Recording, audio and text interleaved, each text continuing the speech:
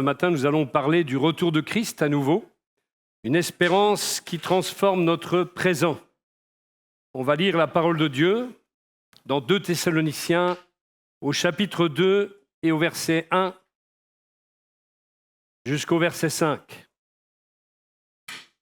Au sujet de la venue de notre Seigneur Jésus-Christ et de notre rassemblement auprès de lui, nous vous le demandons, frères, ne vous laissez pas si facilement ébranler dans votre bon sens, ni troubler par une révélation, un message ou une lettre qu'on nous attribuerait et qui prétendrait que le jour du Seigneur serait déjà là, que personne ne vous égare d'aucune façon, car ce jour n'arrivera pas avant qu'éclate le grand rejet de Dieu et qu'apparaisse l'homme de la révolte qui est destiné à la perdition, l'adversaire qui s'élève au-dessus de tout ce qui porte le nom de Dieu et de tout ce qui est l'objet d'une vénération religieuse. Il ira jusqu'à s'asseoir dans le temple de Dieu en se proclamant lui-même Dieu. Je vous disais cela déjà lorsque j'étais encore chez vous. Ne vous en souvenez-vous pas? Petite seconde parce qu'elle va boire ma bouteille sinon. Notre frère Marc Atafi, la semaine dernière, nous a apporté un précieux message sur le retour de Jésus-Christ et sur ses implications. C'était dimanche dernier et j'aimerais poursuivre donc un peu dans cette veine. Et comme on l'a vu ensemble il y a quelques semaines déjà, Paul nous enseigne sur l'enlèvement de l'Église dans 1 Thessaloniciens et nous avons médité il y a quelques semaines sur le thème « Jésus revient, qu'est-ce que je fais en attendant ?» Parce que c'est bien beau, mais il faut bien être pratique. Qu'est-ce que je fais en attendant? Paul a enseigné abondamment sur ce sujet pour les Thessaloniciens, en tout cas à l'église de Thessalonique, mais à un moment, les Thessaloniciens ont tout mélangé de ce que Paul leur avait dit, et il y a eu un gros doute quant à ceux qui sont morts en Christ. Ils craignaient que ceux-ci aient raté l'enlèvement, et même le retour glorieux de Jésus. Alors l'apôtre Paul est venu remettre de l'ordre dans leurs idées et il vient aussi les rassurer quant à l'espérance bienheureuse qui était la leur en Jésus-Christ. Alléluia. Et c'est aussi la nôtre par la même occasion, notre espérance bienheureuse. Gloire à Dieu. Dans un premier temps, dans cet enseignement que l'apôtre donne, nous pouvons discerner un appel à la stabilité face aux faux enseignements. Paul va corriger un malentendu qui avait surgi dans l'esprit des croyants concernant la venue du Seigneur, parce qu'il faut dire qu'ils finissaient par confondre la venue du Seigneur Jésus-Christ, le jour du Seigneur, l'enlèvement.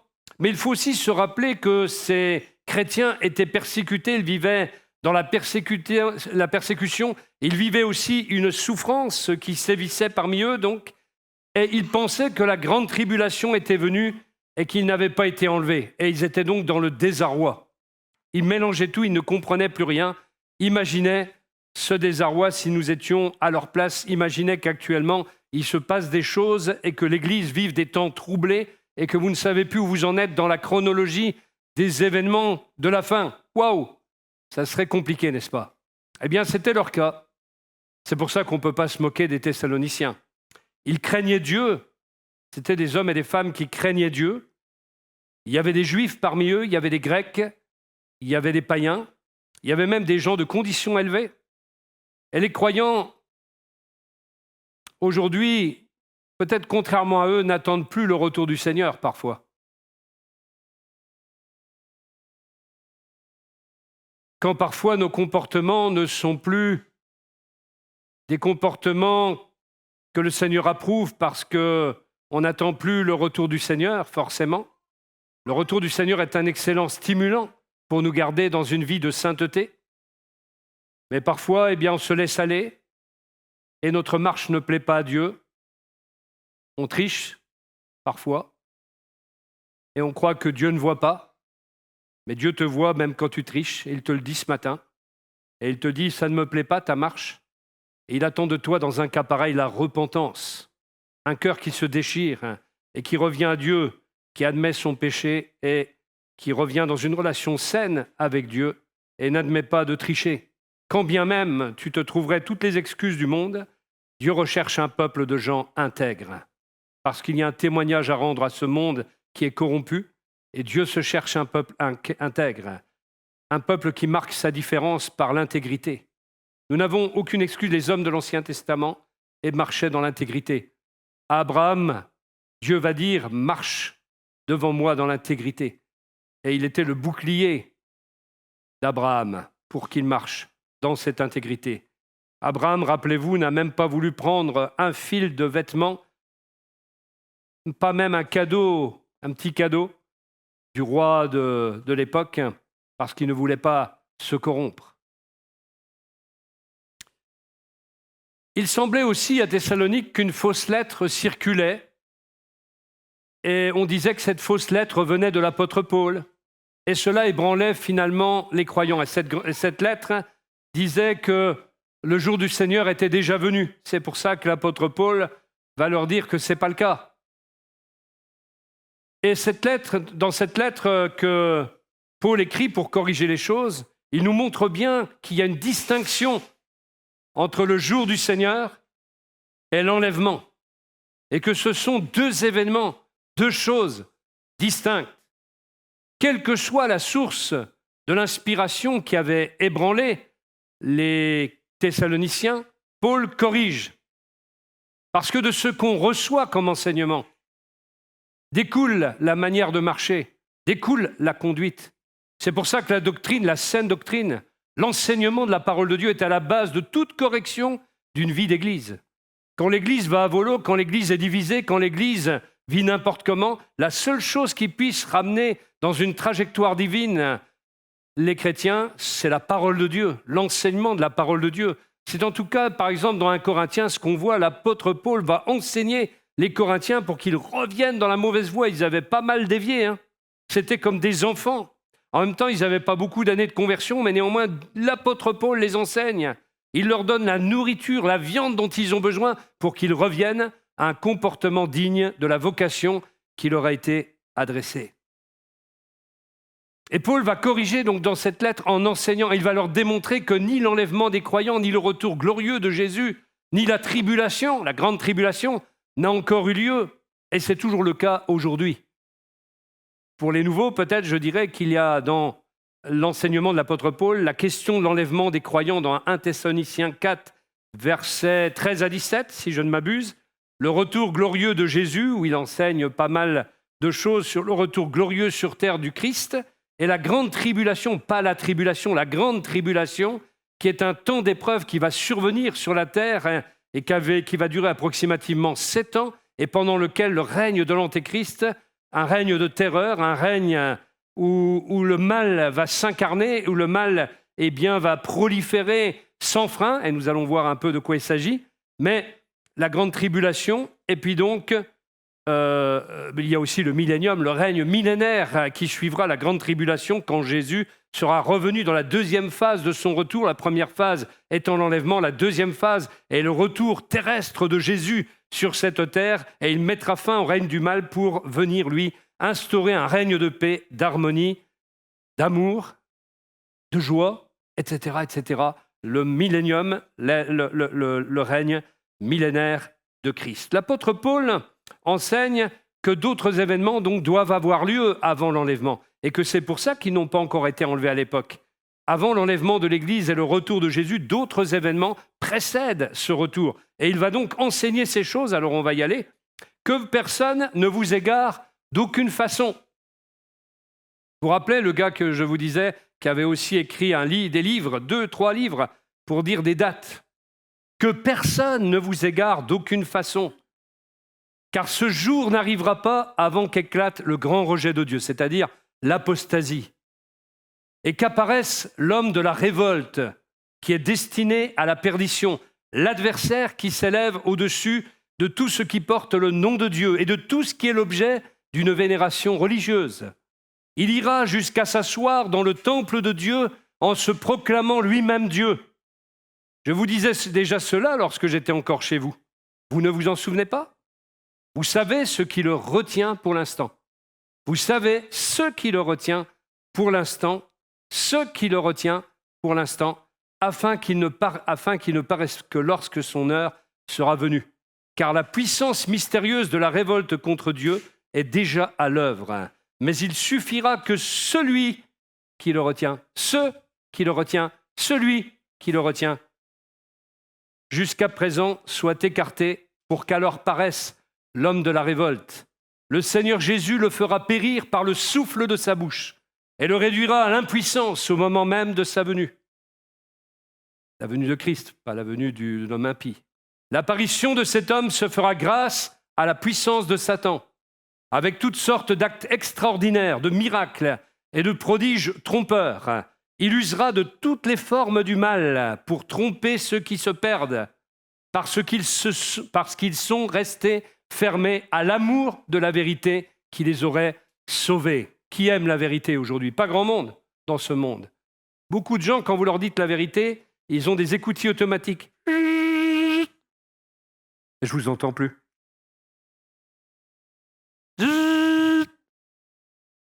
C'est automatique. Et vous le voyez, même quand les oreilles ne bougent pas. Ça se voit spirituellement. Il y a quelque chose dans les yeux qui vous montre que les oreilles viennent de se fermer automatiquement. L'amour de la vérité pour être sauvé. Et ça commence même dans des faits de tous les jours. Hein. Les gens ne veulent pas entendre la vérité. Alors encore moins la vérité de l'Évangile, forcément, parce que tout ça est lié. Hein. Voilà pourquoi la cause. Voilà pourquoi Dieu leur envoie une puissance d'égarement, pour qu'ils croient au mensonge. Il agit ainsi pour que soient condamnés tous ceux qui n'auront pas cru à la vérité et qui auront pris plaisir au mal. Mais nous devons sans cesse remercier Dieu à votre sujet, frères, vous que le Seigneur aime. En effet, Dieu vous a choisis pour que vous soyez les premiers à être sauvés par l'action de l'Esprit qui vous a purifiés et par le moyen de votre foi en la vérité. L'apôtre explique donc que certains événements doivent survenir d'abord. Après l'enlèvement, ces événements commenceront à arriver. Que personne ne vous égare d'aucune façon, car ce jour n'arrivera pas avant qu'éclate le grand rejet de Dieu et qu'apparaisse l'homme de la révolte qui est destiné à la perdition. Alors voyons voir quels sont ces événements qui doivent précéder le jour du Seigneur. L'apostasie ou le grand rejet de Dieu. L'apostasie, qu'est-ce que ça signifie? On ne va pas traîner là-dessus. On peut supposer uniquement que ça correspond à un abandon en masse du christianisme et de ses valeurs, un rejet de la foi chrétienne. On le voit déjà aujourd'hui. Même si par-ci, par-là, vous avez des gens qui reviennent à la foi chrétienne. L'autre jour, il y avait même un prêtre qui faisait un débat pour dire qu'aujourd'hui, en France, on dit qu'on a une identité chrétienne, et lui, il dit qu'il n'y a pas d'identité chrétienne en France, ça n'existe pas. Lui, il était contre, pourtant il est prêtre. Parce qu'effectivement, et je pense qu'il a quelque part raison, si on se réfère uniquement à l'histoire, c'est que de l'histoire, mais y a-t-il une relation entre le Christ et les Français? C'est là toute la question, une relation vivante. Est-ce que tous les Français vivent, même ceux qui se disent chrétiens, vivent une relation vivante avec le Christ? Forcément que non. Donc, il est difficile de dire qu'on ait une identité chrétienne si on n'est pas vraiment un chrétien. Et il voulait vraiment insister là-dessus. J'ai trouvé ça assez intelligent. Bon, après, ça peut se discuter, hein, on ne va pas débattre là-dessus. Mais néanmoins, j'ai trouvé que c'était très responsable de la part de ce prêtre de dire ces choses-là. Voilà donc l'apostasie, c'est le rejet de Dieu en masse. Les valeurs religieuses, les valeurs liées au royaume de Dieu. Et ensuite vient la révélation de l'homme de péché. La parole nous dit qu'une grande figure mondiale, finalement, va surgir.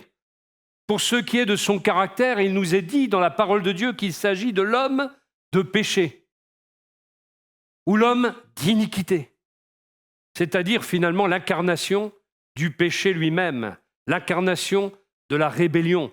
Il est l'agent principal de Satan à travers un gouvernement mondial. Et s'agissant de sa destinée, la parole de Dieu nous dit qu'il est un fils de perdition. Il est destiné à la condamnation éternelle.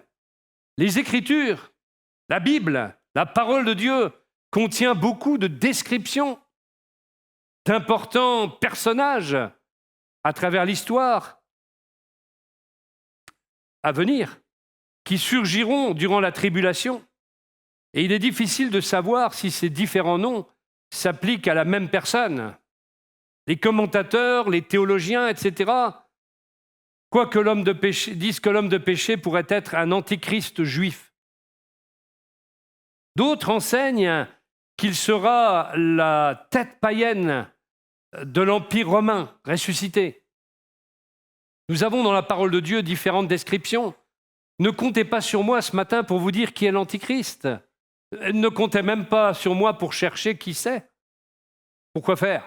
Je vais passer des heures, des années peut-être, et puis je vais me tromper, comme beaucoup ont fait.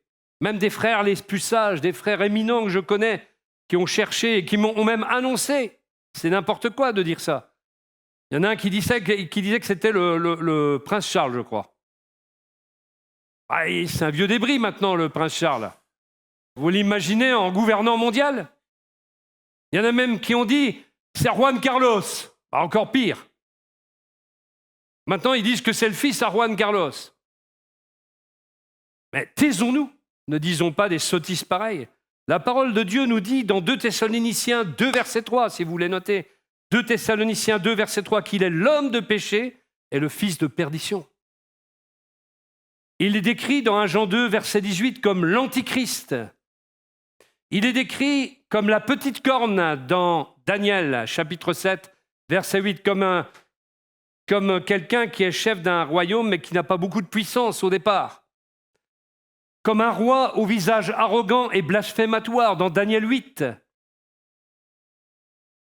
Il est décrit comme le prince qui doit venir dans Daniel 9.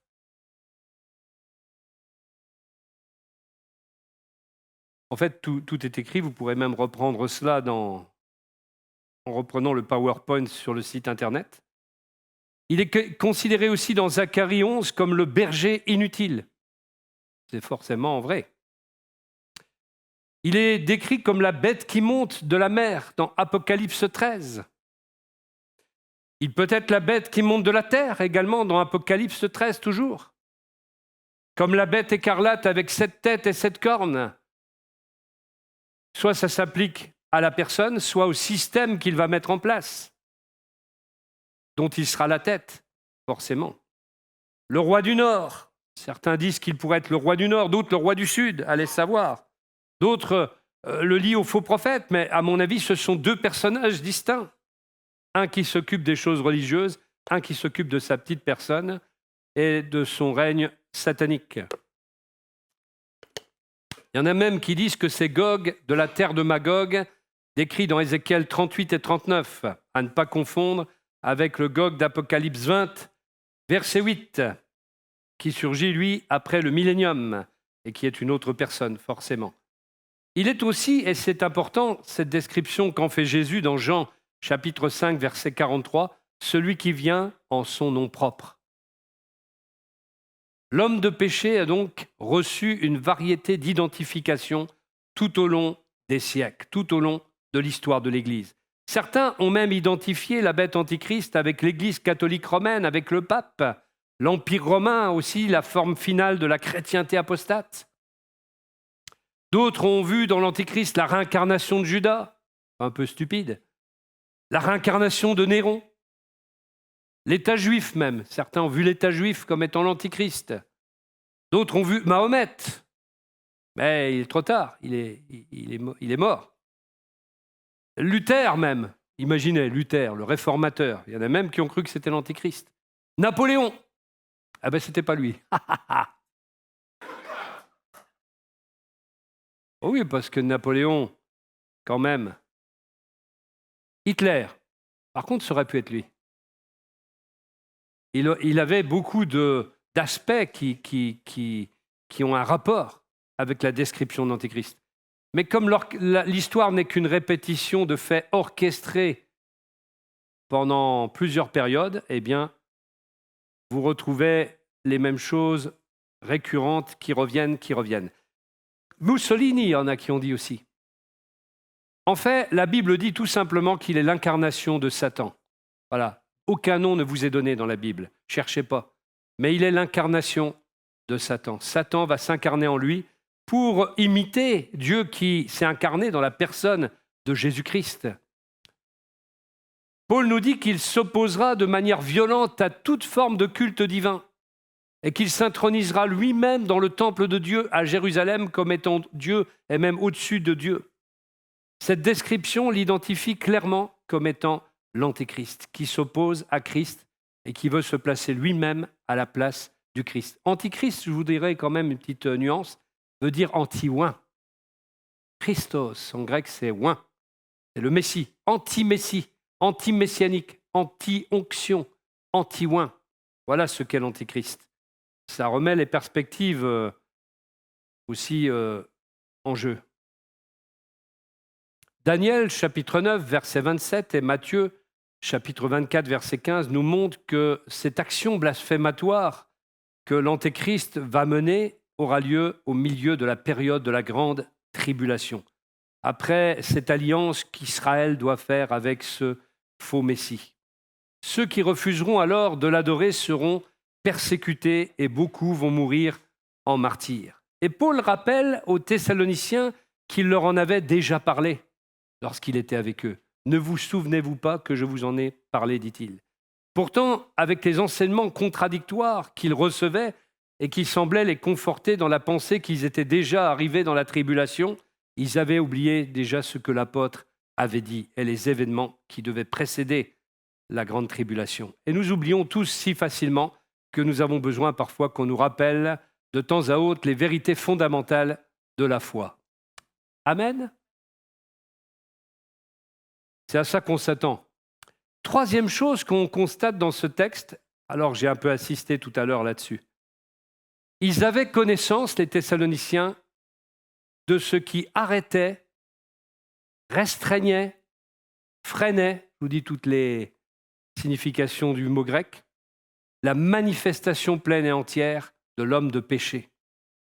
Et ce qui continuerait d'ailleurs à le freiner jusqu'au moment voulu. Ils avaient connaissance que quelque chose ou quelqu'un, ou quelque chose et quelqu'un freinait l'émergence de l'Antichrist. Nous avons répondu à la question « Qu'est-ce que l'apostasie ?» Et cette deuxième question vient maintenant. Qui est l'homme, qu'est-ce qui est, après qui est l'homme de péché? Qu'est-ce qui le freine et qu'est-ce qui l'arrête dans son émergence? Qu'est-ce qui arrête le diable de faire apparaître sa marionnette mondiale? Il est question, verset 6, de ce qui le retient, et cela est décrit d'une manière impersonnelle avec un pronom neutre, ce qui le retient. Mais au verset 7, il est question d'une personne, celui qui le retient.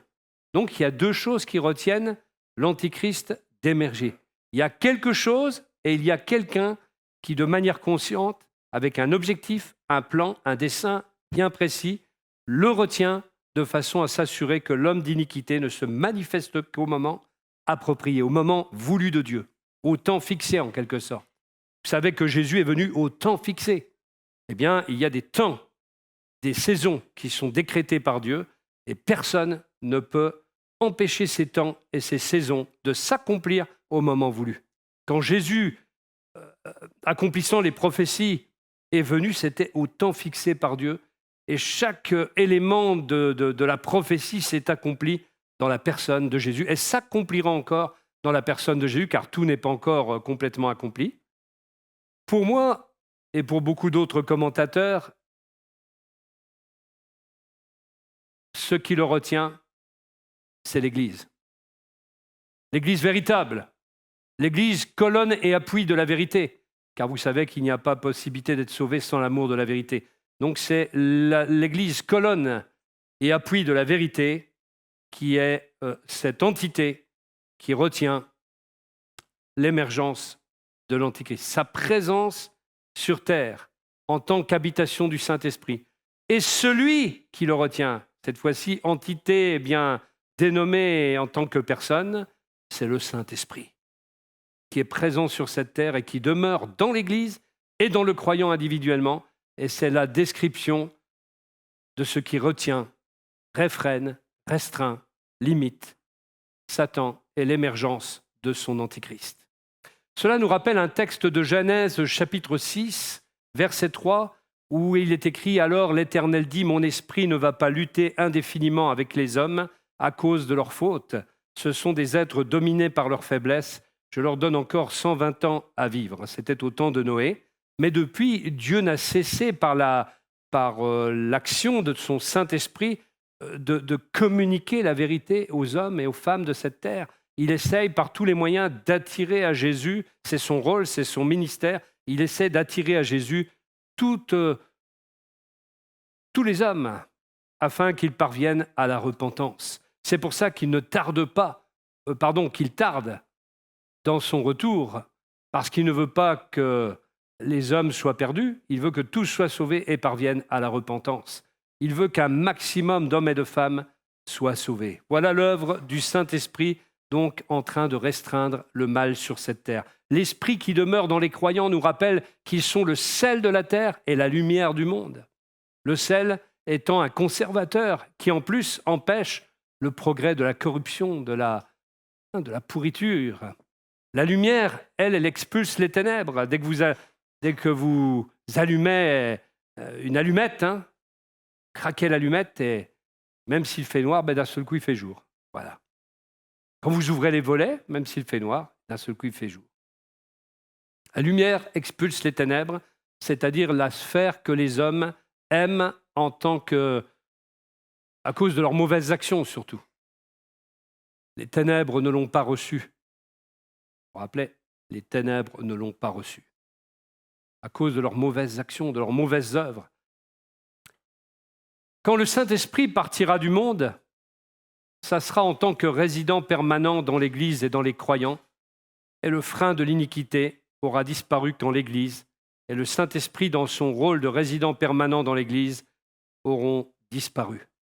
Quand Paul parle ici du mystère de l'iniquité, il nous dit que ce mystère, il agit déjà. Donc à l'époque de l'apôtre Paul, ce mystère de l'iniquité était déjà en action. D'ailleurs, dans l'Ancien Testament, vous trouvez un passage où une promesse est faite en ce qui concerne la terre promise. Il y a des peuples qui vivent là-bas, des peuples cananéens. Et il est dit que l'iniquité, quand elle sera arrivée à son comble dans ces peuples-là, eh bien, Dieu jugera. Et il a jugé par la conquête de Canaan, quand Israël s'est vu ordonné de conquérir ces peuples. C'était le jugement de Dieu sur ces peuples qui avaient eu 430 ans pour se repentir, 430 ans pour changer de voie, 430 ans de grâce. L'iniquité ayant arrivé à son comble, Dieu l'ayant vu, Dieu a jugé. Et c'est une image du jugement à venir, c'est une image aussi de la grâce qui est donnée quand il nous est dit que Jésus tarde, que Dieu tarde dans l'accomplissement de sa promesse pour que plusieurs soient sauvés. Eh bien, ça vient nous rappeler, c'est un type de cette grâce et de ce jugement à venir.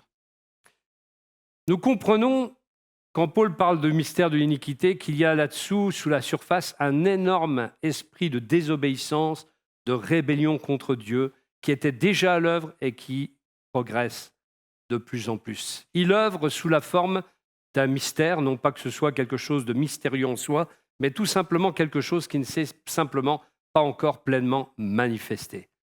C'était quelque chose qui était encore à l'état embryonnaire. Alors, qu'est-ce qui empêchait la pleine manifestation de cet esprit de rébellion? Je crois que la présence du Saint-Esprit, demeurant dans l'Église et en chaque croyant, eh bien, ça constitue la puissance qui ralentit le mal. Et quand l'enlèvement aura lieu, cette puissance du mal va venir et va remplacer la puissance de Dieu qui était à l'œuvre pour restreindre le mal. Il va y avoir un remplacement subit. C'est comme vous savez, quand on change au foot, on prend le remplaçant, on change de goal. Tiens, on va prendre un goal remplaçant. Ah, ça fait ça. Hein. Ça va exactement se passer comme ça. Déjà que l'enlèvement, c'est en un clin d'œil. Alors certains objecteront peut-être en me disant, mais oui, mais comment le Saint-Esprit qui est omniprésent peut-il être enlevé de ce monde? Il est Dieu. En tant que personne de la divinité, en tant que personne de la Trinité, est-ce que le Saint-Esprit n'est pas omniprésent? Alors comment peut-il quitter cette terre? Alors naturellement, le Saint-Esprit est omniprésent, je confirme, c'est ma doctrine. C'est la doctrine chrétienne. Le Saint-Esprit est partout à la fois. Et pourtant, il est celui qui est venu sur terre un jour, le jour de la Pentecôte. Et pourtant, il était déjà présent, puisque dans la création, il nous a dit qu'il était déjà présent. Mais il n'était pas présent dans le même ministère, dans le même service. Jésus avait répété à plusieurs reprises que le Père enverrait le Saint-Esprit. Comment est venu alors le Saint-Esprit? Il est venu comme le résident permanent qui habite l'Église, qui habite nos cœurs. Tu es le temple du Saint-Esprit et l'Église est l'édifice qui s'élève vers Dieu, cette construction spirituelle, toujours en construction d'ailleurs, et qui s'élève vers le ciel pour aller bientôt à la rencontre de son Seigneur. Jusqu'à la Pentecôte, le Saint-Esprit avait été avec les croyants, mais à partir de la Pentecôte, il n'a plus été avec les croyants, il a habité en eux. Avant, dans l'Ancien Testament, il était sur eux, avec eux, mais il n'était pas en eux. Et depuis que Jésus est venu, et depuis la Pentecôte, eh bien, Dieu habite en nous par son Saint-Esprit. Jusqu'à la Pentecôte, on savait que l'Esprit Saint pouvait s'éloigner des croyants, d'où la prière de David, « Ne me retire pas ton Esprit Saint » dans le psaume 51, verset 11. Et puis, après la Pentecôte, l'Esprit va demeurer pour toujours dans les croyants de l'Église. Alors nous croyons donc que le Saint-Esprit partira de ce monde dans le même sens qu'il est venu à la Pentecôte, c'est-à-dire en tant que résident permanent de l'Église et de chaque croyant. Mais il continuera à être dans le monde, mais dans un autre rôle qui sera de continuer à convaincre des gens de péché, de justice et de jugement pour les amener à la foi qui sauve en Christ. Son retrait lors de l'enlèvement ne signifie pas que personne ne va être sauvé pendant la grande tribulation. Pendant la grande tribulation, des gens seront sauvés. La preuve, c'est qu'à un moment donné, il est question, on ne peut pas aller dans le détail ce matin, mais d'une grande foule. Une grande foule de martyrs d'ailleurs. Parce qu'ils vont payer de leur vie leur foi en Christ. Et très vite, ils vont se retrouver au ciel. Et cette grande foule réclame justice et en même temps, cette grande foule adore Dieu et le Christ. Alors il y aura naturellement des gens sauvés, mais ce ne seront pas des membres de l'Église puisque l'Église aura été enlevée. Ils deviendront donc des sujets du royaume de Dieu. Ils ont un autre statut dans les décrets de Dieu, dans le royaume de Dieu. Après que l'Église aura été enlevée au ciel, l'homme unique sera révélé au monde. Et dans ce verset, l'apôtre Paul passe outre la carrière de l'Antéchrist. Vous avez vu, il ne s'attarde pas sur la carrière de l'Antéchrist. Après tout, c'est que 7 ans. 7 ans qui vont être longs quand même. Pour ceux qui ont vécu la Seconde Guerre mondiale, ça a été long quand même. Parlez avec des gens s'il y en a encore, parce qu'ils vont se faire rares avec les années. Mais pour ceux qui ont vécu la Seconde Guerre mondiale, et notamment des temps d'occupation de leur pays par les nazis, eh bien, ça a été long. Ça a été long.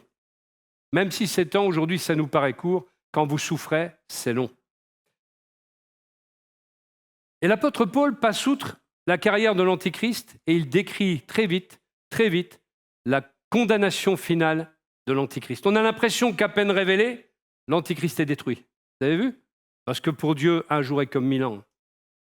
Puis pour lui, Dieu se rit des moqueurs, de tous ceux qui, selon le psaume 2, trament, complotent contre lui. Dieu se rit de ces moqueurs. Dieu se rit de ces incrédules. Les nations sont comme une goutte d'eau dans un seau à ses yeux. Alors, il n'y a rien qui puisse faire peur à Dieu. Et à peine révélé, on a l'impression qu'il va être détruit. Mais naturellement, il n'en est pas ainsi. Mais dans le plan de Dieu, dans l'esprit de Dieu, c'est déjà fait, vous voyez. C'est une défaite déjà consommée. C'est un jugement déjà accompli. Il va lui être permis de maintenir un règne de terreur avant qu'il soit mis à terre, abattu, lors de la venue de Christ pour régner. Il sera désintégré par le souffle de la bouche de Jésus. Si nous avons raison de croire que l'homme de péché sera révélé après l'enlèvement et qu'il poursuivra jusqu'à la manifestation de Christ, alors sa folle carrière va durer approximativement 7 ans, ce qui correspond à la durée de la période de la grande tribulation. Le Seigneur Jésus le tuera littéralement avec l'esprit de sa bouche, le souffle de sa bouche, le ruach de sa bouche. Elle le réduira à l'impuissance par la manifestation de sa venue, c'est-à-dire l'éclat de son avènement, l'éclat de sa gloire. Une parole de Christ et le brillant resplendissement de sa manifestation, ce qu'on appelle la parousie, sera tout ce qu'il y a nécessaire pour mettre fin au régime de cet imposteur un peu frénétique que sera l'Antichrist. La manifestation de la venue de Jésus-Christ, comme on l'a déjà expliqué, a lieu. Il revient sur la terre pour prendre le trône de cette terre, de cette planète, et régner au cours de 1000 années. Cela nous amène à deux destinées qui sont opposées. L'avènement de l'homme inique est en conformité avec l'action et le rôle de Satan. Sa carrière, elle est semblable à celle du diable, car il reçoit l'énergie qui vient du diable. C'est de Satan qu'il tire son énergie, sa force. Il réalisera toutes sortes de miracles, de signes et de prodiges mensongers, nous dit l'apôtre Paul. Et il est important ici d'observer que tous les miracles ne viennent pas de Dieu. Tout ce qui brille n'est pas or, frères et sœurs. Et la preuve, il nous est dit que ce sont des miracles de Satan. Le diable et ses agents peuvent faire des miracles. Et l'homme de péché en fera également, nous dit la parole de Dieu. Un miracle, ça nous parle d'une puissance surnaturelle à l'œuvre, mais pas forcément la puissance de Dieu. Les miracles du Seigneur démontraient qu'il était le Messie, pas simplement parce qu'ils étaient surnaturels, mais parce qu'ils accomplissaient les prophéties. Et ils étaient d'une nature morale que Satan n'aurait pas pu imiter sans nuire à sa propre cause, parce qu'elle a provoqué des conversions. L'Antichrist emploiera, là où il y a un vrai miracle de Dieu, il y a conversion. Les miracles sont la publicité de Dieu et de son royaume, la publicité de Jésus. L'Antichrist emploiera sans scrupule toutes sortes de méchancetés, toutes sortes de tromperies pour tromper ceux qui périssent, nous est-il dit, ceux qui auront entendu l'Évangile durant l'ère de la grâce, mais qui n'ont pas eu l'amour de la vérité pour être sauvés. Car s'ils avaient cru, ils auraient été sauvés. Mais cette fois, ils sont trompés par les miracles de l'Antichrist. Quand on pense que Et je me demande si on ne fait pas erreur quand on pense que nos amis, notre famille, qu'on évangélise peut-être pas assez, les gens qui sont autour de nous, qu'on n'évangélise pas assez. Je me demande si on ne se trompe pas en pensant qu'ils peuvent se convertir pendant la grande tribulation. Ont-ils l'amour aujourd'hui de la vérité pour être sauvés? Peut-être pas. Pourquoi l'auraient-ils demain? Le monde qui vient, c'est un monde de mensonges. Et pour croire, c'est au péril de sa vie. Moi, je mets un bémol là-dessus. Ne disons pas des choses que la parole de Dieu ne dit pas.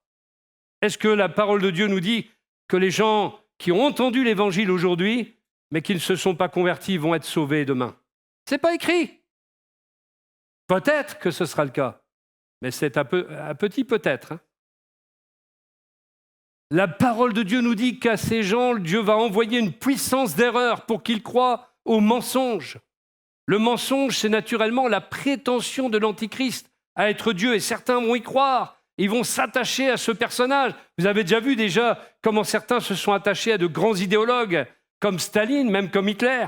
Et vous avez vu comment certains s'attachent à des stars qui aujourd'hui, pour certaines, sont déchues. Ces personnes ont refusé de recevoir le Seigneur Jésus comme étant Dieu manifesté dans la chair. Quand il était sur la terre, il a averti les hommes. Il a dit dans Jean 5, verset 43, « Je suis venu au nom de mon Père, et vous ne m'avez pas reçu. Si un autre vient en son propre nom, celui-là, vous le recevrez. » Les gens seront frénétiques pour recevoir l'Antéchrist, comme certains ont été frénétiques pour recevoir Hitler. C'est donc, vous savez, l'homme n'apprend rien des leçons de l'histoire. Ça, c'est faux. Le péché est la répétition des mêmes fautes de l'histoire. C'est donc ainsi qu'ils vont recevoir l'homme de péché qui vient en son propre nom et qui exige l'adoration comme Dieu. Il est probable, effectivement, comme certains commentateurs semblent le dire, que l'Antichrist sera juif. Parce que les Juifs, à mon avis, pour croire en un faux Messie, ne peuvent être trompés que par une personne qui est juive. Pour se proclamer Messie, il faut être juif.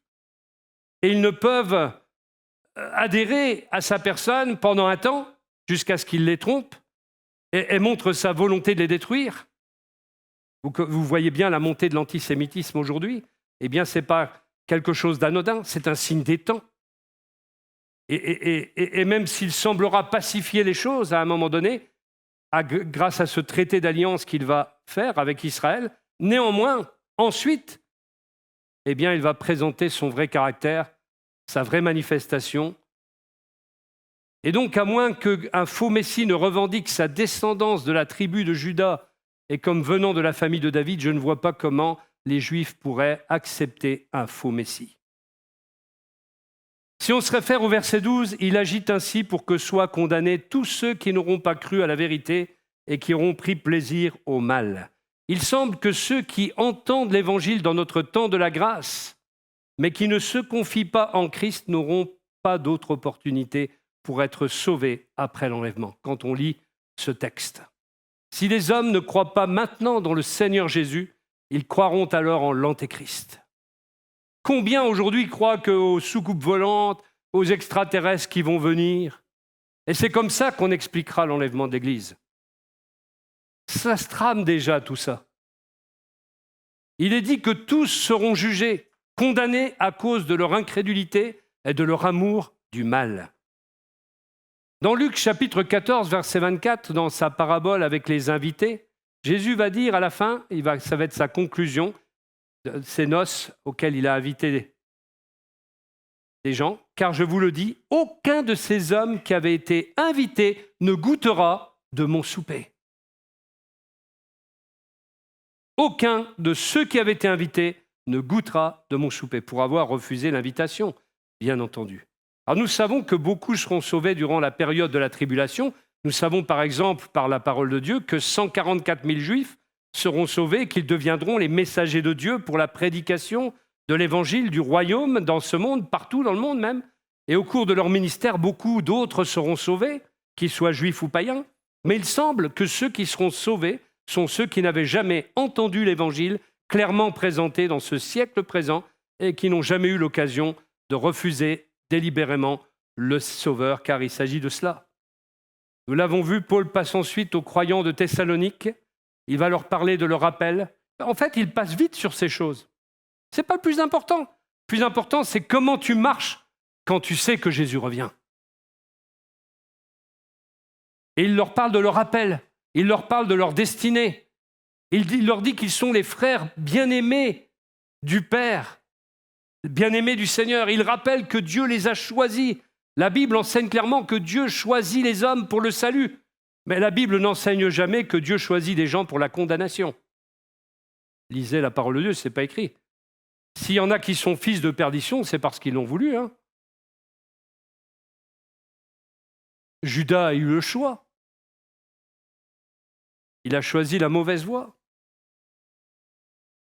Pierre a renié, mais il est revenu au Seigneur. Les hommes se perdent par leur propre volonté, par leur décision propre, par une volonté délibérée de ne pas se tourner vers Dieu, même s'ils savent qu'il existe. Le but, c'est de faire du mal, ou bien ils ne veulent vraiment pas adhérer à ce que Dieu veut. Donc c'est une décision propre qui nous mène en enfer. S'il n'y avait pas d'intervention divine, tous seraient perdus d'ailleurs. Nous serions tous perdus si Dieu n'était pas intervenu pour le salut de l'humanité. Le désir de Dieu est que tous soient sauvés et parviennent à la repentance, d'où la patience dont il fait preuve. La Bible n'enseigne pourtant pas que tous seront sauvés. Ça s'appelle la doctrine de l'universalisme. C'est ce qu'enseigne l'Église protestante unie, avenue Charles de Gaulle. C'est une doctrine qui est enseignée par cette Église. L'universalisme. Tous sont sauvés. Je ne sais pas où ils sont allés chercher ça. Un verset qui devient un prétexte. Alors Paul leur rappelle que c'est dès la fondation du monde que Dieu les a choisis.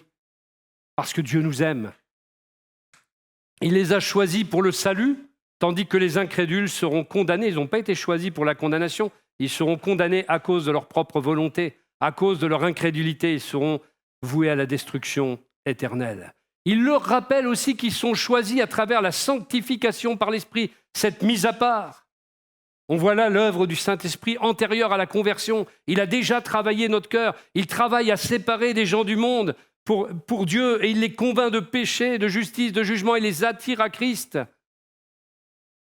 C'est pour ça que la Bible dit, quand nous sommes appelés en tant qu'Église, ecclésia, appelés hors d'eux. Nous sommes l'Église, les gens appelés hors de ce monde, tirés par le Saint-Esprit de la puissance des ténèbres qui dominent ce monde. Le voile qui était dans notre esprit, qui voilait l'existence de Dieu et sa volonté, a été retiré par la puissance du Saint-Esprit. Et nous avons été préparés pendant peut-être des mois, des années, par le Saint-Esprit pour venir à Jésus. Quelqu'un a dit, s'il n'y avait pas eu Christ, il n'y aurait pas eu de fête dans le ciel. Et s'il n'y avait pas eu le Saint-Esprit, il n'y aurait pas eu d'invité. Il leur est rappelé par l'apôtre Paul qu'ils sont sauvés parce qu'ils ont eu la foi en la vérité. Il y a la part de Dieu dans le salut, mais il y a aussi la part de l'homme. Certains voient uniquement l'élection de Dieu, ce qui implique que l'homme ne peut rien faire quant au salut. D'autres mettent l'accent démesurément sur la part de l'homme et ils négligent l'action souveraine de Dieu. La vérité réside entre les deux, pas dans les deux extrêmes. L'élection, c'est la responsabilité de Dieu, c'est la souveraineté de Dieu, et la part de l'homme, c'est sa responsabilité. L'élection et la responsabilité humaine sont deux doctrines bibliques, et le mieux, c'est de croire et d'enseigner les deux, même si on ne peut pas tout comprendre, et si on ne peut pas comprendre que les deux sont la vérité. À laquelle il vous a appelés à travers notre évangile, dit l'apôtre Paul. Dieu nous a choisis pour le salut dans l'éternité, il nous a appelés dans le temps. L'appel fait allusion au moment où une personne croit en la vérité. Notre évangile ne signifie pas qu'il y ait d'autres évangiles authentiques, il n'y a qu'un seul évangile, mais il y a différents prédicateurs de ce même évangile, et même différents auditeurs, différents terrains aussi qui reçoivent l'évangile. Et Paul fait ici référence à l'évangile qu'il prêchait, l'évangile du royaume, l'évangile de Dieu. Et cette vérité, c'est que le but, c'est d'atteindre la gloire de notre Seigneur Jésus-Christ, leur dit-il. L'apôtre dirige son regard vers l'avenir, vers le résultat final du salut, c'est que nous serons pour toujours, alléluia, avec Christ, et nous serons non seulement pour toujours avec lui, mais nous serons comme lui. L'attente du retour de Christ doit transformer ma manière de vivre. Dans un premier temps, dans 2 Thessaloniciens 3, versets 1 à 5, Paul exhorte les croyants à prier pour la diffusion du message, pour son triomphe, pour la préservation des messagers. Et ensuite, voilà ce qu'il dit. « Nous vous recommandons, frères, au nom de notre Seigneur Jésus-Christ, de vous tenir à l'écart de tout frère qui mène une vie déréglée et contraire à l'enseignement que nous lui avons transmis. Vous savez bien vous-même ce qu'il faut faire pour suivre notre exemple. Nous n'avons pas eu une vie déréglée au milieu de vous. Nous n'avons mangé gratuitement le pain de personne, mais de nuit comme de jour, nous avons travaillé dans la fatigue et la peine pour n'être à charge à aucun d'entre vous. Pourtant, nous en aurions eu le droit, mais nous avons voulu vous laisser un exemple à imiter. En effet, lorsque nous étions chez vous, nous vous avons donné cette recommandation que celui qui refuse de travailler renonce aussi à manger. Or, nous apprenons que certains d'entre vous mènent une vie déréglée. Ils ne travaillent pas et se mêlent des affaires des autres. Nous invitons ces personnes-là à suivre la recommandation suivante. Au nom du Seigneur Jésus-Christ, travaillez dans la paix et gagnez vous-même votre pain. Et vous, frères, ne vous lassez pas de faire ce qui est bien. Si quelqu'un ne se conforme pas aux instructions de cette lettre, signalez-le à tous et rompez toute relation avec lui pour qu'il en éprouve de la honte. Toutefois, ne le traitez pas en ennemi, reprenez-le comme un frère. Il semble que certains à Thessalonique avaient cessé de travailler et s'étaient dédiés à l'attente unique du retour du Seigneur, vivant ainsi dans l'oisiveté et en faisant un prétexte. Paul n'encourage donc pas cette attitude de feignant. Elle ne dit pas qu'elle est spirituelle non plus, mais il donne des instructions concrètes sur la manière de traiter ce type de frères. Ces instructions prennent la forme d'un commandement. Vous avez vu, c'est un ordre. S'éloigner de tout frère qui marche dans une vie de désordre. Ceux qui refusent de travailler, qui vivent aux dépens des autres. Les croyants doivent montrer leur désapprobation quand ils voient, et ça le frère vous l'a dit la semaine dernière, quand vous voyez un autre frère être malhonnête, vous devez marquer votre désapprobation sur la vie d'un tel frère. Non pas pour condamner, mais parce que nous sommes des témoins et nous devons avoir un témoignage en tant qu'Église. Imaginez si nous avons tous une entreprise ici et qu'on triche tous, qu'on double les devis. On va dire c'est des pourris dans cette Église et on aura raison. Quel témoignage nous rendons alors ?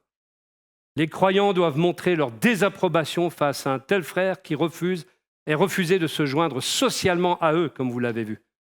L'offense n'était pas cependant assez grave pour justifier une exclusion de l'Église, vous l'avez vu. Par son modèle, l'apôtre Paul avait démontré un labeur infatigable, un travailleur acharné, un travail acharné, une autosuffisance économique. Il fabriquait des tentes avec Aquilas même. Il n'avait pas abandonné son activité de fabrication de tentes à cause du retour du Seigneur. Même s'il croyait au retour de Jésus à tout moment, eh bien, il continuait à servir et à travailler avec la conscience que le Seigneur pouvait ne pas venir aussi au cours de sa vie, et c'était le cas d'ailleurs. En tant que prédicateur, Paul aurait pu vivre de l'Évangile, aurait pu être à charge de l'Église, mais en ces temps troublés, il a choisi la voie contraire, même s'il devait travailler. Et le principe que l'apôtre Paul va énoncer ici, c'est que quelqu'un qui ne veut pas travailler, qu'il ne mange pas non plus. C'est bizarre, hein?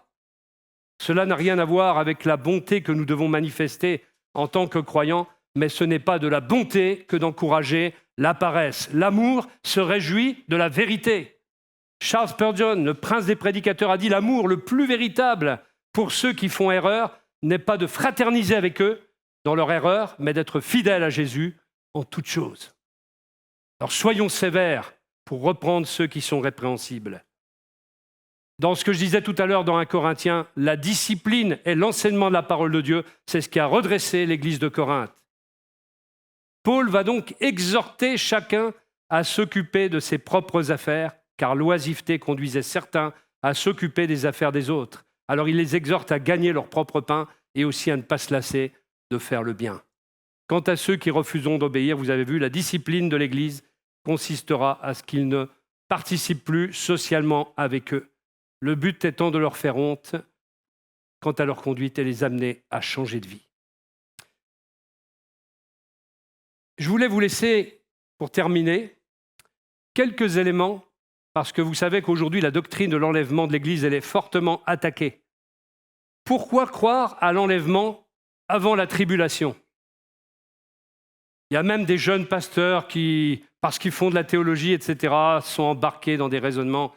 Mais aujourd'hui, je dirais la sphère théologique dominante, c'est quand même de croire que l'enlèvement a lieu avant la tribulation. Le retour de Christ, il apparaît dans chaque chapitre de 1 Thessaloniciens et dans les 2 premiers chapitres de la 2e épître. C'est un thème unificateur. Il y a un fil conducteur. Il nous faut nous rappeler que la prophétie n'a pas été donnée pour intriguer notre intellect ou mettre au défi notre curiosité.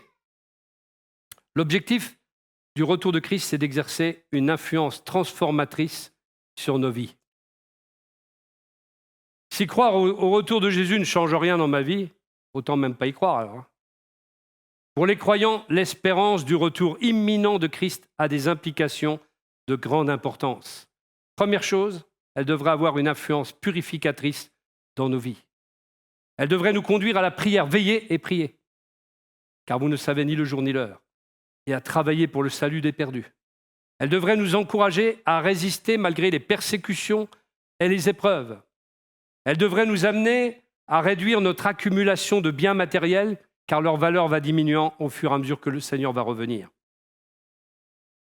La venue de Christ devrait nous contraindre à demander pardon à tous ceux à qui nous avons fait du mal, et si nécessaire, à restituer quelque chose, principe de redevabilité ou de restitution. Ce retour devrait nous inspirer pour un service sérieux envers le Seigneur, sachant que la nuit vient où personne ne peut travailler. Le retour de Jésus et sa perspective devraient nous garder dans une attitude d'attente et de demeurer en lui pour que nous ne soyons pas honteux au jour de sa venue. Elle devrait nous donner de l'assurance pour confesser le Christ autour de nous. Elle devrait nous donner aussi une espérance qui console. Elle devrait être un encouragement de tous les jours à la modération, à la bienveillance et à la douceur. Que votre douceur soit connue de tous les hommes, car sa venue est proche. Elle devrait être un motif d'unité et d'amour. On ne devrait plus connaître la division quand on sait que Jésus revient. Elle devrait nous encourager une attitude non mondaine mais céleste. Elle devrait être une révision de l'examen que nous allons passer au tribunal du Christ pour recevoir les récompenses dans le futur proche. Elle devrait être utilisée, cette perspective du retour de Christ, comme un puissant appel à la prédication de l'Évangile au dehors. Amen. Pour les croyants, la vérité du retour de Christ devrait les amener à se repentir de leurs péchés et à consacrer pleinement leur vie à Jésus comme Seigneur et comme Sauveur. Ce sont seulement ceux qui sont en Christ qui partiront avec lui lors de l'enlèvement. Restons unis à Christ. L'image du cep et de cette sève là qui vient là, que nous ayons toujours cette union avec celui qui est la vie, pour que la vie puisse rester là. Car c'est seulement ceux qui sont complètement greffés à celui qui est la vie, eh bien, qui vont être enlevés. Si tu es mort spirituellement, tu ne seras pas enlevé. Il faut être uni à Christ pour être enlevé.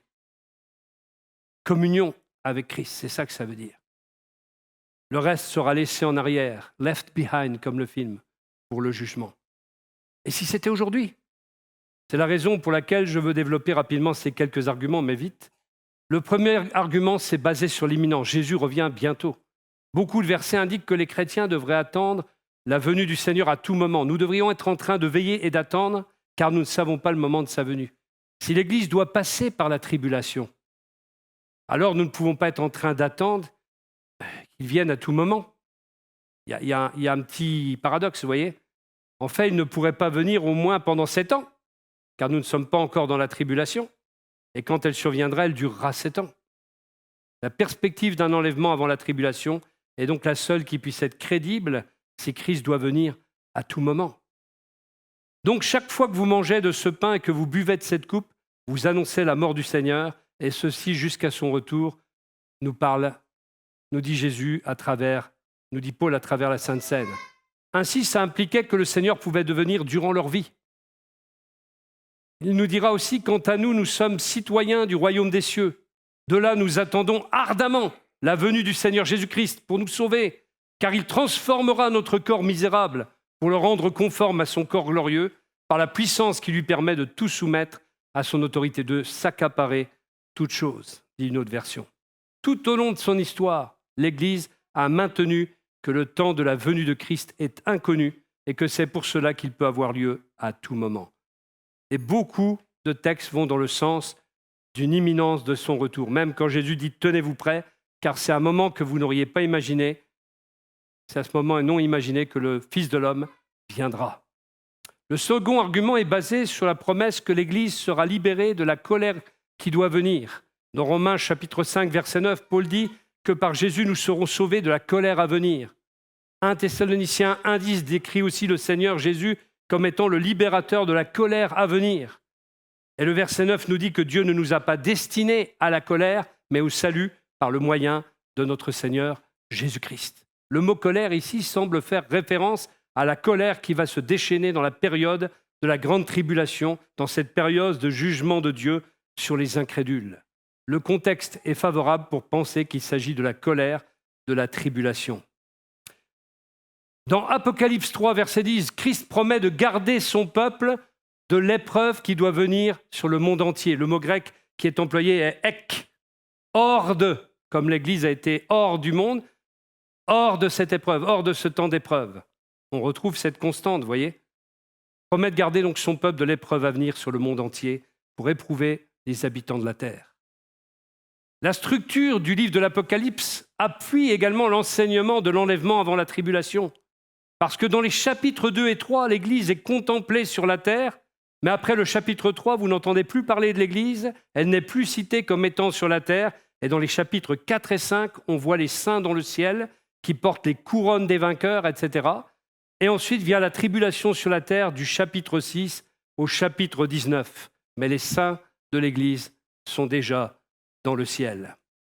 La période de la tribulation ne commencera pas tant que l'homme de péché n'aura pas été révélé, mais l'homme de péché ne sera révélé que lorsque celui qui le retient aura été enlevé, et le Saint-Esprit répond au caractère de ceux qui réfrènent le mal, le réprime et fait obstacle à son plein développement, et également tant que l'Église est dans ce monde. Et quand il sera enlevé de la terre en ce qui concerne son caractère de résident dans l'Église lors du moment de l'enlèvement, eh bien, ça sera un temps différent. Il est parlé également de l'enlèvement dans une perspective de consolation. Le jour du Seigneur ne vient pas comme étant une consolation, mais il vient comme étant un voleur dans la nuit. C'est un temps de destruction soudaine et de colère de laquelle on ne pourra pas échapper. Alors ceux qui parlent de consolation, non, la grande tribulation n'a rien à voir avec la consolation. C'est une destruction soudaine et une colère à laquelle personne ne pourra échapper. À l'opposé, l'enlèvement est une espérance encourageante, puisque c'est l'espérance, la bienheureuse espérance qui est la nôtre, et ce n'est pas une attente qui trouble. En même temps, il doit exister un intervalle de temps entre la venue de Jésus pour ses saints et sa venue avec ses saints. Quand Christ viendra pour ses saints, les croyants seront enlevés du monde et recevront leur corps glorifié, mais quand Christ viendra régner, il y aura des personnes sauvées qui seront encore dans leur corps naturel, Et on le voit parce qu'ils auront des enfants. Donc les gens qui seront sauvés après pendant la grande tribulation, après l'enlèvement, eh bien, auront un corps naturel, alors que les croyants auront un corps glorieux. Et la preuve en est, c'est qu'ils se marieront, auront des enfants. Les prophéties d'Ésaïe 65 en parlent. Si l'enlèvement et la manifestation ont lieu en même temps, selon ce que pensent certains commentateurs, alors d'où viennent ces personnes qui ont des enfants? Et puis, il y a une deuxième raison pour laquelle il doit y avoir un intervalle de temps entre l'enlèvement et le règne de Christ, c'est que le tribunal du Christ doit avoir lieu dans le ciel après l'enlèvement, quand le Seigneur jugera la fidélité de ses saints et les récompensera en conformité avec cette fidélité. Les récompenses qui seront attribuées à ce moment-là détermineront le mode de gouvernement qui sera le nôtre, quel rôle nous aurons dans le gouvernement de Dieu. Mais si l'enlèvement et la venue pour régner de Christ avaient lieu simultanément, il n'y aurait pas de temps pour que le tribunal de Christ ait lieu. La seule manière pour que le jour du Seigneur prenne tous par surprise est le fait qu'il viendra comme un voleur dans la nuit. Mais Paul dit avec clarté qu'il ne surprendra pas les croyants comme un voleur dans la nuit. Pourquoi? Pour deux raisons. Les croyants ne sont pas des enfants de la nuit, ils sont des enfants du jour. Dieu n'a pas établi les croyants pour la colère. Donc au moment de l'enlèvement, les croyants vont retourner dans la maison du Père, selon ce que Jésus nous dit dans Jean chapitre 14, verset 3. Puis directement, ils reviendront avec lui escorter le Seigneur sur terre, comme cela est démontré par les termes grecs employés. La tribulation a donc un caractère particulièrement juif puisqu'on l'appelle le temps de l'angoisse de Jacob. Nous observons des références juives dans Matthieu 24 quand il est question de ce temps-là, parce qu'il est question de la Judée dans Matthieu 24, verset 16, du Shabbat au verset 20, du lieu saint au verset 15. Vous voyez, il y a un rapport avec le peuple d'Israël, parce que c'est son extermination qui est à nouveau décrétée dans ces temps par l'ennemi. Ces termes n'ont rien à voir avec l'Église. Et plusieurs des figures de l'Ancien Testament signalent un enlèvement avant la tribulation. Nous ne bâtissons pas des doctrines sur les types, sur les images, sur les figures, les symboles, mais ces types concordent avec cette perspective. Vous avez Enoch, qui est un type de l'Église et qui est enlevé avant que les eaux du jugement de Dieu ne tombent. Vous avez Noé et sa famille, encore un type du croyant, qui ont été préservés du déluge. Lot, qui était libéré de Sodome avant de tomber dans le lieu de jugement de Sodome. L'offrande d'Isaac de la part d'Abraham, qui préfigure Dieu offrant son fils au calvaire. Et la première fois qu'Isaac est mentionné après cet incident est quand il sort pour aller à la rencontre de sa fiancée pour la ramener dans son foyer. Et c'est une belle image parce que la première apparition du Christ après son ascension sera quand il viendra chercher son épouse pour l'emmener dans le foyer céleste. Voyez les images? Elle a été enlevée au ciel avant que ne tombe le jugement. Élie a été enlevé au ciel avant que la méchante Jézabel et le jugement qui a lieu à ce moment-là ne tombe. Que dire des 69 semaines, c'est très compliqué, qui sont décrites dans Daniel, et la 70e, il y a un intervalle entre les deux. Eh bien, la parenthèse qui n'est pas mentionnée entre la 69e et la 70e semaine, eh bien, c'est l'Église, le temps de l'Église. Alors, conclusion de tout ça. Ça, c'était pour vous donner des armes. Si c'était aujourd'hui, on va faire comme celui qui chantait « Et si Jésus revenait, quelle tête tu ferais ?» La grande question n'est pas quand Jésus reviendra-t-il. La vraie question est est-ce que je serai prêt quand il reviendra. La prophétie n'est pas donnée pour alimenter les débats, mais pour préparer les cœurs. Est-ce que nous le croyons ce matin? Le retour de Jésus, c'est une espérance vivante qui doit produire une vie transformée. Si Jésus revenait aujourd'hui, est-ce que je serais trouvé fidèle? Est-ce que je serais occupé à servir Dieu? Dans l'adoration, dans la louange, peu importe. Serais-je réconcilié avec mes frères et sœurs? C'est le moment peut-être de voir vos relations entre vous. Serais-je prêt à rencontrer Jésus sans honte? L'appel de Paul demeure plus actuel que jamais. Il nous dit « Tenez donc ferme et retenez les enseignements que vous avez reçus. » Notre espérance, elle ne doit pas être seulement une doctrine que nous défendons, mais une réalité qui transforme chacune de nos journées jusqu'à ce que nous entendions cette parole glorieuse qui va bientôt retentir et qu'on trouve dans Matthieu 25, verset 6, « Voici l'époux, allez à sa rencontre. » Amen. Que le Seigneur nous bénisse et nous donne d'être prêts. Alléluia. Nous voulons te dire, Seigneur, ce matin que nous t'aimons. Notre désir, c'est de rester unis à toi. Parce que quand nous sommes en communion avec toi, il n'y a pas moyen alors de se détourner. Il n'y a pas moyen, Seigneur, de rater une marche. Pas moyen de dérailler. Mais dès lors que nous nous éloignons un tout petit peu de toi, Seigneur, alors ça y est, nous déraillons. Nous faisons n'importe quoi, nous disons n'importe quoi, nous pensons n'importe quoi, nous allons dans n'importe quelle direction. Mais ce matin, Seigneur, donne-nous tous de nous attacher à toi, de veiller à cela et de nous permettre d'être en communion avec toi à tous les instants, afin que notre vie soit conforme à ce que tu veux. Il est peut-être temps pour nous de laisser certaines choses derrière, avant qu'il ne soit trop tard, de nous délester de ce qui est inutile, de ce qui nous charge inutilement, de toute attitude qui n'est pas bonne et agréable aux yeux de Dieu. Il y a des choses que nous devons laisser en arrière. Agis, Seigneur, dans nos cœurs, afin que tu nous aides à mettre nos fardeaux inutiles, le péché qui nous enveloppe si facilement également, hors d'état de nuire, car tu nous as libérés de la puissance du péché, et dès lors que nous sommes unis constamment à toi, nous en sommes libérés. Si nous nous retirons de cette union avec toi, nous sommes une proie facile. Nous donnons alors des accès. Seigneur, ne permets pas que nous donnions des accès au diable. Ne permets pas, Seigneur notre Dieu, que nous perdions notre communion avec toi, que l'Esprit de Dieu se retire de nous parce que attristé ou étouffé.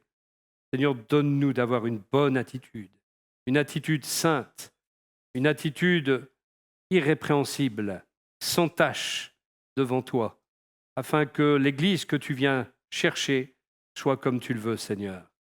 Nous nous plaçons devant toi, Seigneur notre Dieu, ce matin, et nous nous plions à l'enseignement de ta parole, qui est d'attendre ton retour et de nous comporter d'une manière digne de ce retour.